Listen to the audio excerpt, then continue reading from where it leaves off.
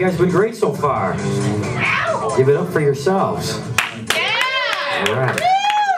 So as we all know, as of 1:07 p.m. yesterday, Kim Kardashian filed for divorce. All familiar with this? Yes? And yes, she did, sir. Which makes all of us, you know, the happiest men in the world, except for one guy, or fiance, or ex-husband now.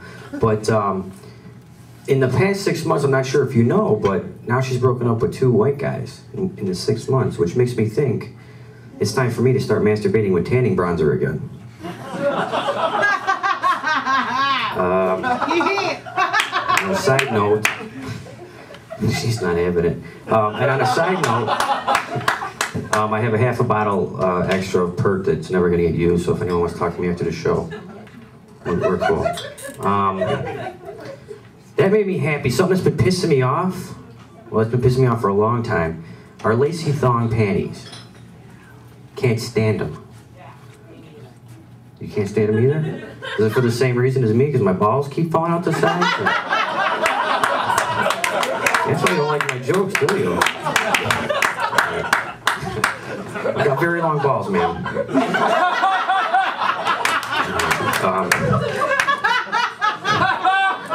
I was gonna bust his balls about this, but you walked right into it. All right.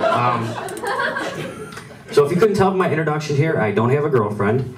And I'm pretty sure it's because I'm probably a pedophile. It's true. Well, let me explain here. I'm not just going to leave you on that. When I get drunk and I listen to music, I think that the artist like wrote the lyrics for me, right? I don't think I'm the only person here who thinks like that, you know, like really get into it. I'm just like, oh, this artist really meant this for me. So one day I come home drunk and I put my headphones on, I'm listening to the radio, and this girl gets on, and she's got this beautiful voice, and she's like, baby, baby, baby, baby, baby, baby, oh. Shit, this girl's gotta be hot as hell, right? All right, I'm like, I gotta get to the end of the song so, you know, I can put a face to the voice here, get the name of this artist, right? So I get to the end, DJ gets on, and he's like, that's the newest smash hit from Canadian sensation, 12-year-old Justin Bieber. So what? Justin? Justina, right? Justin, so what you're telling me is for the past 4 minutes I've been having mental sex with a 12-year-old boy? I'm a pedophile. That's not bad enough? Turns out I'm gay too. Like that one mustache?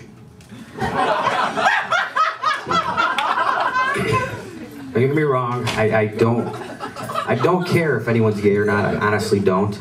But I do understand why a lot of straight people really dislike gay guys. Does anybody here go to the gym? Any of the guys go to the gym? I'm the only one who goes to the gym. Alright, fine. Well, let me tell you what the gym's like. There's a place called the changing room, and that shit is scary as hell, alright? For a straight guy. Alright, and now let me tell you something. Do not go into the steam room, because I spent 15 seconds in the steam room, and I spent a month in Cook County Jail. I don't think about Cook County Jail that much anymore, but that steam room I still have nightmares about. I'm telling you. Some scary shit. Maybe this guy knows what I'm talking about after all. He's like, You just feel like the predators and the rape coming around you. And the steam room's dark. You can't see anything. So you're just like, they could be anywhere. Let's just say I know what it feels like to be a girl at closing time at a bar, at a bowling bar, right? It's just, that's scary as shit. Even if you got balls, right, ma'am? You don't know until it's too late. All right. All right. So I'm running low. I'm running a little low on time here, so I'm going to end up with a little personal piece of advice that I learned the hard way, and that is do not drink and drive. All right?